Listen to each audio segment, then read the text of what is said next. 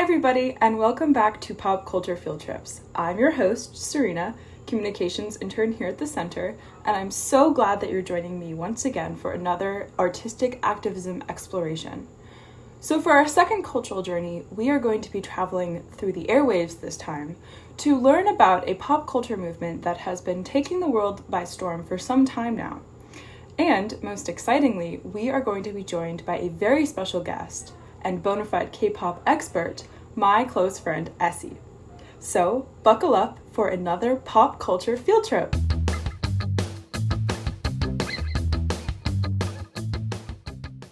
So before we jump straight into our interview, let's go over exactly what we're trying to achieve in this exercise and how it can be helpful for us as artistic activists. So this exercise relates to the element of pop culture where I personally see the most promise as a source of inspiration for activism, namely, the fact that it's popular. As this quote from the Art of Activism puts it, it's only by understanding popular culture that we can understand the needs and desires of most people. In other words, popular culture is popular for a reason.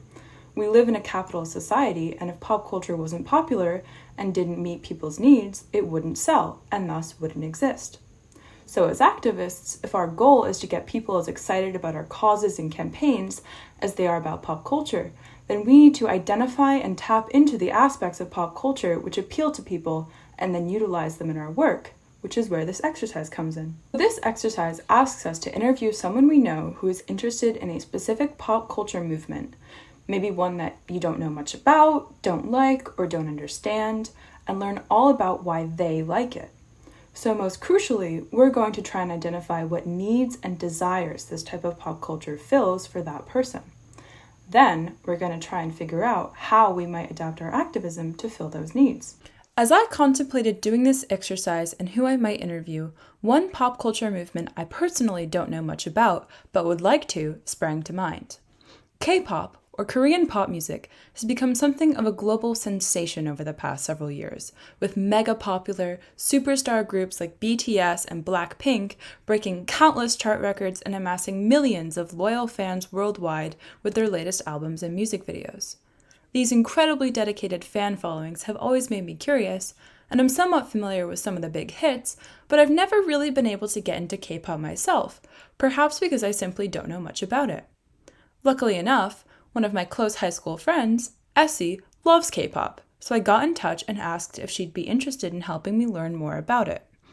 She said yes, so we set a date for our interview, and I began doing some background research as recommended in the workbook, mostly by watching music videos and scrolling through Stan Twitter, or the rather expansive corner of the internet where K-pop fans connect online to swap fan cams and share their opinions on recent music, appearances, and controversies.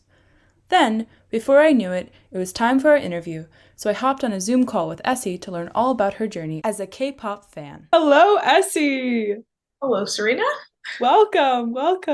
I'm so excited to talk with you about K-pop today. I'm looking forward to it as well. I can't wait to offer my perspective. How, maybe to start, did you get involved? What drew you to K-pop? I honestly think everything started my freshman year in high school, 2016. I remember in boarding school, my roommate was a Korean student, Ariel, if you remember her. Sometimes she would play Korean pop music, K-pop, and I was like, that's not half bad. However, she was a lot more dedicated to their music than I was. So I kind of like knew some of the songs, and I knew that there were some of them that were, a little head bopping, but I never looked them up on my own. And I think in 2020, when I heard the name BTS, I like recognized them, and I was like, I think Ariel was talking about them a while ago. And I was really interested in this one song that they released called Dynamite. It was like their big English hit. I was like, oh, it's not too bad. And I started looking at their older songs, and they were really good, like super good music.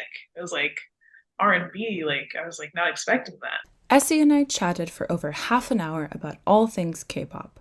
What drew her to the music, the importance of strong performances and visuals, what she thinks about K-pop fan culture, K-pop's inspiration from Black culture, and much more. And it was so nice to catch up with an old friend and listen to her speak about something she has a genuine passion for. After we said goodbye, it was now time to look over my notes and move on to exercise 22, where we'll see how we can turn what Essie likes about K-pop into actual artistic activism inspiration. So I'm here doing the second part of this exercise, which is reflecting on all the different takeaways that we can use from Essie's answers and turn into artistic activism actions, and thinking about what needs and desires K-pop fulfills for her. I've written down exposure to new culture and language, which I think is probably the most obvious answer. Nostalgia, sounds remind her of her childhood, which is very interesting to me. Strong narratives, so the visuals and the concepts and the performance create very strong narratives, which she mentioned is something that appeals to her. Authenticity is also really important. She likes when the artists have an authentic connection with their music. Maximalism, she enjoys K-pop artists who have kind of a more maximalist sound as opposed to more minimalist Western music that's popular right now. And also, she enjoys the development and the growth of various idols. She likes watching people turn from regular people into these mega stars and seeing that growth and development. So I've gone through as the workbook recommends, and I have put a star next to the sections, the ideas that I think could be useful as an artistic activist. And I have highlighted exposure to culture and new language. That could be something to work with, but also something that I think is kind of more interesting is nostalgia, the fact that K-pop, despite being in a completely different language and a product of a completely different culture, actually uses a lot of elements from her childhood and reminds her of Black music that was popular in the 90s and 2000s. I think when I heard K-pop, I just expected it to be like generic kind of pop music, but they actually do cover a lot of genres, like a lot more than I was expecting. Honestly, when you look into the history of it, a lot of K-pop's beginnings was like hip hop, R&B, like early 2000s, late 90s kind of sound. Like that was really popular in like Black music back then. And they kind of appreciated, depending how you see it, and took that into the industry. And I find it really interesting to listen to those sounds back then because they are very similar to kind of what I was raised with, but also like there's a whole different language and like a whole different culture around it, I think. So it's kind of interesting to see the differences between that. So I think that's really interesting. Also, this point about authenticity and how the aspects of K-pop that she likes the most are when you can see authentic glimpses of the performers actually connecting with their music and enjoying their music. And most of the groups I find myself listening to the most, I just feel like when you watch them perform, it seems like they like the music too, which I think is really important to me. Like seeing someone enjoy the music that they wrote or were given to perform. I've always enjoyed it. So I kind of see it, the artists I listen to, like Western artists, I think sometimes they're like kind of on par in terms of their interest in the artistry. I think that kind of just keeps me going back to it. And kind of in connection with this idea of authenticity, another thing that really appeals to Essie about K-pop is watching the process of the development of these stars from regular people into these idols. So watching this growth and this development also really appeals to her. I do think what attracts me the most, usually it starts with the music. Secondly is like the artistry, the dedication to the music, and like how much they're actually invested in it. And I think thirdly is like growth, like how much they continue to contribute to it. Because like a lot of these groups start out, they debut with music that they didn't write or that someone else produced, stuff like that. I think if along the way they're able to make that music more of their own, like kind of represent a little bit more of their identity within it, I think that's kind of what interests me the most. Seeing a little bit more of the person behind the image and the music that they put forward, I think that's what gets me the most. Then I thought about how we might fill these needs as activists in different ways by looking at these questions. So I think this idea of nostalgia is very interesting. So what stood out to me is that for Essie, K-pop is something that combines a very new sort of culture with familiar sounds that appeal to her, and that's kind of why she likes it.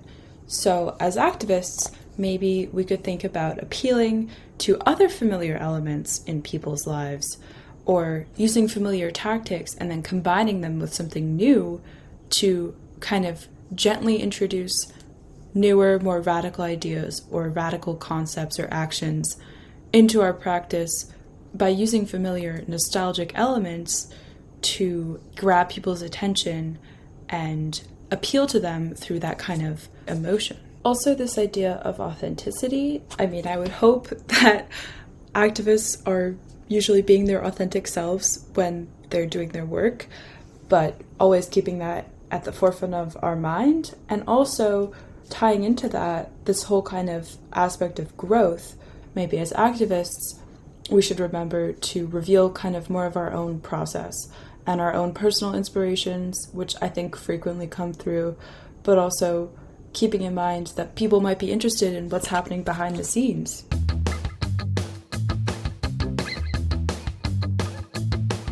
Now, I don't want to give away everything I learned in this exercise, but I think it was really cool to think about pop culture. It was also great to talk to my friend Essie and hear her talk about something that she's really passionate about. That was really awesome to see. Also, I think it made me think about K-pop much more deeply than I ever would have before.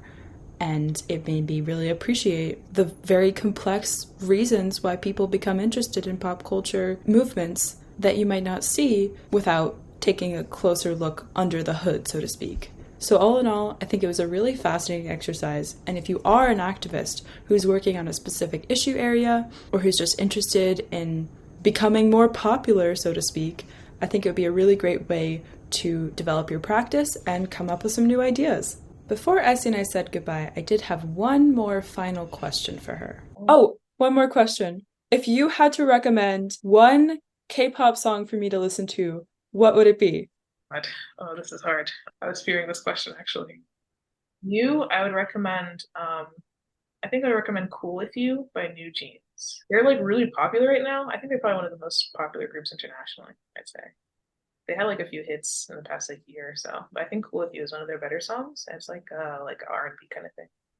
So stream Cool With You by New Jeans because it might just surprise you how fun K-pop can be. And also keep your eyes peeled for more parts of the Pop Culture Field Trip series. Bye!